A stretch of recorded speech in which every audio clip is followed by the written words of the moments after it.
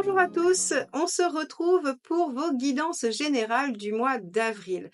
Je voulais juste en introduction vous dire que vous avez été très nombreux à me dire que vous préfériez le format court du mois de mars et très peu à me dire préférer le format plus long. J'ai donc essayé de trouver un intermédiaire en gardant un format beaucoup plus court mais en le nourrissant un tout petit peu plus. Alors, je vous attends dans les commentaires pour me dire si cette version vous convient et si on la pérennise sur les mois suivants. Merci à tous pour vos commentaires et je vous laisse tout de suite avec votre tirage. Les Sagittaires, je vous retrouve avec l'Ermite pour ce mois d'avril. C'est la carte que j'avais tirée dans votre guidance annuelle 2024 pour cette période. Donc l'Ermite va signifier un temps de réflexion, un temps de retour à soi-même, un temps d'introspection.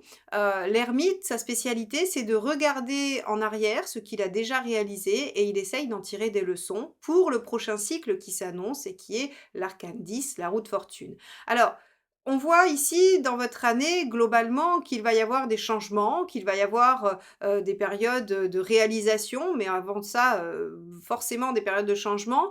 Et le mois prochain, vous allez reconsidérer et faire le bilan et trancher sur des situations. Donc on imagine aisément que ce mois d'avril va servir de précurseur à ce mois de mai, j'allais dire, assez décisionnel, parce que vous allez réfléchir à tout ça, vous allez commencer à vous poser les questions nécessaires à ce choix que vous allez faire en 2024. Alors, on va regarder tout de suite quel est votre état d'esprit et on va regarder au regard donc de cet ermite ce que ça nous apporte comme élément.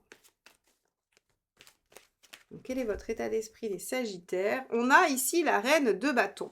Vous voulez trouver vos besoins fondamentaux, vous voulez vous affirmer, vous voulez mieux communiquer, vous voulez être plus à l'équilibre. La reine de bâton, en fait, elle vient sécuriser ses ressentis, elle vient se mettre en situation où, en fait, elle ne se trouve pas en défaut, elle n'est pas déstabilisée, mais elle n'est pas non plus toute puissante, hein. Donc, en fait, c'est aller chercher un équilibre en satisfaisant ses besoins essentiels. Et pour ça, il faut aller chercher quels sont ses besoins essentiels.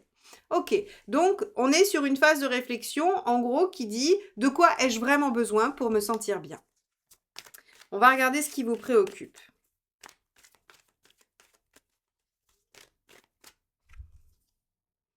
Le pendu. Ce qui vous préoccupe, c'est de ne pas réussir à dépasser cette étape. C'est de vous dire, ben, j'ai déjà fait ça, je me suis déjà posé ces questions et j'ai pas trouvé de réponse. Avec le pendu en préoccupation, vous avez aussi peur que votre inconscient vous joue des tours, vous sabote, que y ait des croyances limitantes, qu'il y ait des choses en fait qui vous empêchent d'accéder à cette réflexion et à cette connaissance de vous-même. Donc ici, en fait, vous êtes dans une démarche de vouloir faire une introspection, avec un but qui est de savoir ce qui vous convient réellement, et en même temps une crainte, une peur que vous ne puissiez aboutir à cette réflexion-là. Ok. On va regarder comment ça se joue sur la sphère professionnelle.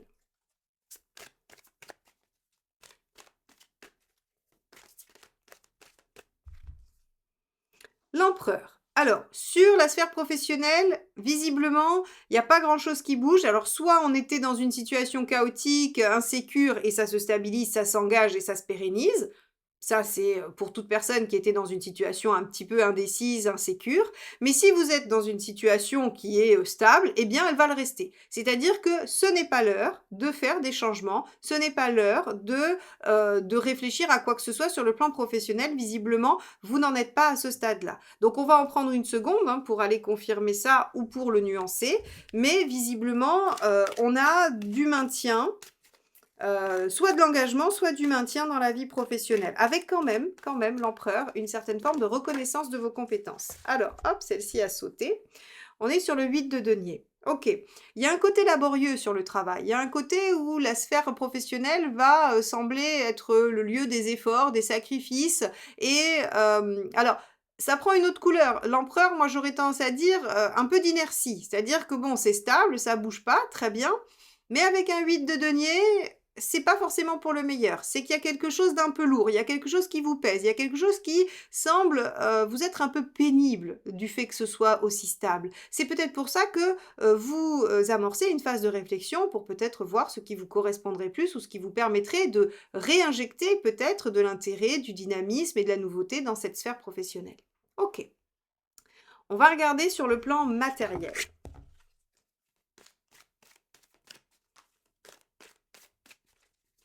Hop là. Oh, bah, ça sera celle-ci qui a sauté du jeu. Ok, reine d'épée. La reine d'épée, elle a déjà un passé qui n'a pas été très évident. En général, elle a pas mal souffert ou en tout cas la vie lui a permis de, hem, alors je ne sais pas si c'est «permis» le mot, en tout cas la vie l'a amenée à être extrêmement lucide, mentale et à couper un peu l'émotionnel. La reine d'épée, elle va réfléchir froidement, elle va avoir un intellect hyper puissant et hyper analytique. Donc en fait, ici sur le matériel, qu'est-ce que ça veut dire? Tout simplement que vous allez prendre des décisions, puisque la reine d'épée tranche, décide, vous allez prendre des décisions extrêmement lucides et pragmatiques par rapport à toutes les affaires matérielles. Par exemple, on voit qu'il y a quelque chose qui stagne au niveau professionnel ou qui s'engage. C'est peut-être une décision sage de ne rien changer, bien que vous soyez potentiellement insatisfait, parce que ça remettrait en question votre stabilité matérielle. Donc ici, on voit que sur le plan pratique et concret, vous ne prenez aucune décision hâtive, impulsive, irraisonnée ou irréfléchie. Ce ne sont que des décisions pesées, mesurées et qui se font à l'aube ou en tout cas à l'éclairage de ce que vous avez déjà vécu et peut-être potentiellement des erreurs déjà produites. Ok, on va regarder sur la sphère relationnelle, affective, amoureuse, ce qui se passe pour vous sur ce mois.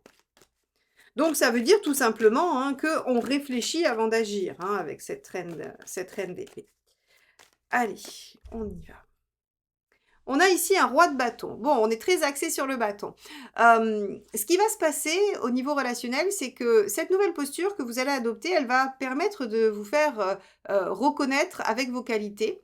Elle va permettre en tout cas une meilleure assise, un meilleur positionnement dans vos relations.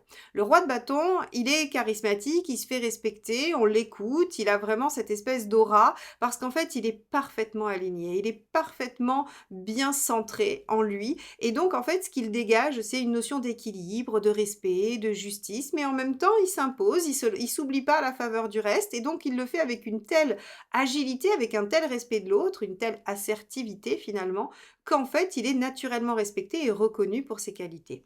Donc ici, si vous essayez d'être reconnu dans une relation, si vous essayez de vous imposer dans une relation, eh bien, ça devrait pouvoir être possible sur ce mois d'avril pour vous les Sagittaires. Allez, on va regarder, on va en prendre une deuxième, bah celle-ci qui ne veut pas rentrer. On a le 5 d'épée.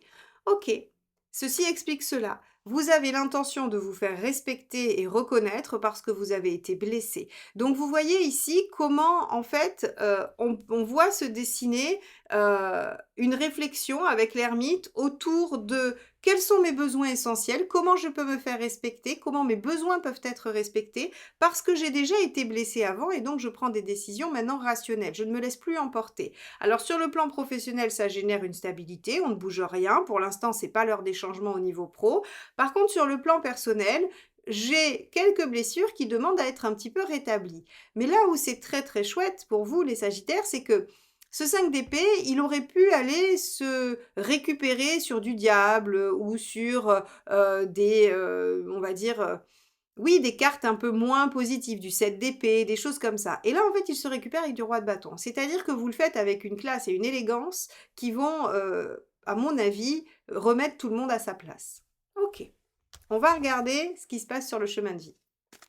Je vous présente le tirage boussole, le tout dernier arrivé sur mon site. N'hésitez pas à faire appel à ce tirage si vous avez l'intention de vous engager dans un projet et que vous voulez en connaître tous les tenants et les aboutissants. Est-ce que c'est une bonne chose? Quels sont les conseils? Quels sont les enjeux? Les risques qui peuvent être liés à ce projet? Et enfin, les perspectives d'avenir. Donc n'hésitez pas et rendez-vous sur heliosguidance.com. 9 de coupe. Oui, vous avez des rêves, des idéaux, normal pour des Sagittaires, et vous êtes en train d'essayer de les construire. C'est-à-dire que le 9 de coupe, dans le chemin de vie, c'est je m'accroche à mes rêves, je m'accroche à mon idéal et je tends vers ça. C'est exactement ce que fait cet ermite et cette reine de bâton, c'est-à-dire je réfléchis à ce qui va me permettre de me sentir équilibrée et épanouie, c'est-à-dire ma version idéale, la version idéale de ma vie et de moi-même. Bon, Donc ça, effectivement, c'est un moment charnière, hein. On avait vu qu'il y avait des changements, c'est aussi possible que ce soit des changements intérieurs. Allez, on va regarder quel est le conseil. 10 d'épée.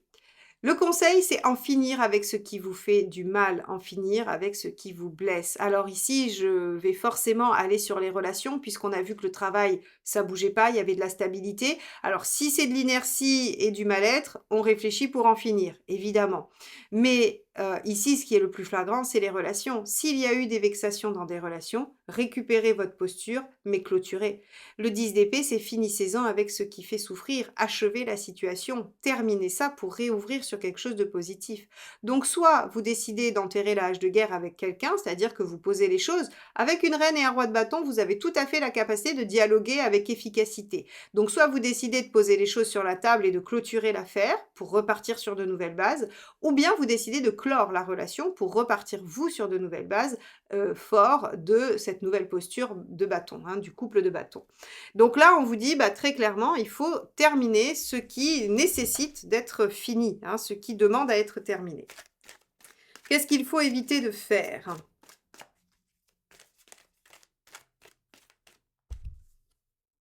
La 7 d'épée. Alors avec la 7 d'épée, on va avoir justement ce que je vous disais tout à l'heure, hein, comme quoi le tarot vient confirmer mon propos et mon interprétation. En fait ici, je vous disais, bah, là c'est chouette parce que le 5 d'épée, vous allez le rétablir avec du roi de bâton, donc vous allez le faire avec une classe inouïe. Et on vous dit, bah, justement, ce qu'il faut éviter, c'est le 7 d'épée. C'est-à-dire de faire quelque chose dans le dos, de manigancer, de pas être clair, de louvoyer, de garder pour soi, ne serait-ce que ça, hein, sans qu'il y ait de malice. Le 7 d'épée, c'est je ne dis rien, je fais les choses sans que les autres ne le sachent. Donc ça veut dire, bah, je ne crève pas l'abcès ou je n'en finis pas. Parce qu'ici, ce qu'on pourrait imaginer, par exemple, c'est que on vous dit, ok, 10 d'épée. Mais vous n'ayez pas la force, l'envie, le courage, peu importe, de faire face à la situation. Et vous pourriez décider de la laisser pourrir. Eh bien, en fait, le CDP, il vous dit non. On laisse pas pourrir les choses, on affronte, on dit, on pose les choses, parce que sinon, vous n'êtes pas dans cette posture de reine et roi de bâton. Donc, en fait, vous pouvez prendre le temps sur le mois d'avril d'y réfléchir, de faire le point sur comment il faudra en finir, ce que vous allez faire pour en finir, mais en tout cas, il ne faudra pas rester dans l'ombre et attendre que les choses se fassent malgré vous. Ça, c'est une certitude. Bon, on va regarder où vous en êtes à la fin du mois.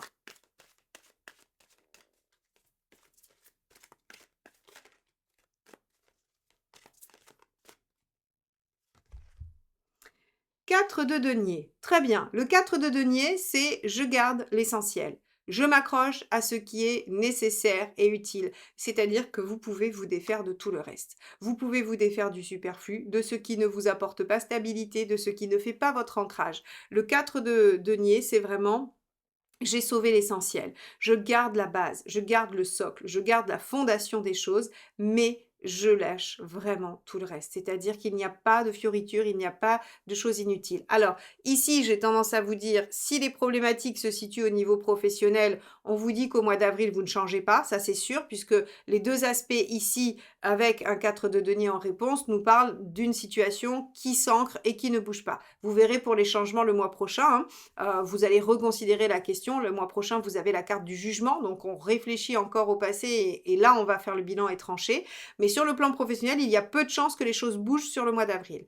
Sur le plan relationnel, en revanche, vous faites du ménage et vous ne gardez que l'essentiel. Ce que ça signifie aussi par rapport à la reine de bâton, c'est que vous trouvez vos besoins essentiels et vous vous délestez de ceux qui étaient superflus. Donc, on a vraiment une belle progression, c'est-à-dire que cet ermite, pardon, il est efficace pour vous, les Sagittaires, sur ce mois, et il va vous amener à une vraie classification, j'ai presque envie de dire, de vos besoins. Bon, on va regarder quel est le message du tarot. Allez, quel est le message pour vous, les Sagittaires?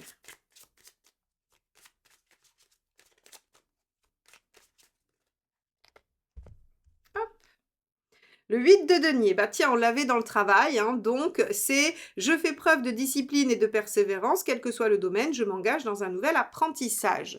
Donc, ben, effectivement, il va falloir faire preuve de courage et de persévérance, hein, de ténacité par rapport à ça, puisque sur le mois d'avril, vous allez devoir faire l'effort de vous poser les vraies questions afin d'être au clair à la fin du mois et de pouvoir trancher probablement le mois prochain.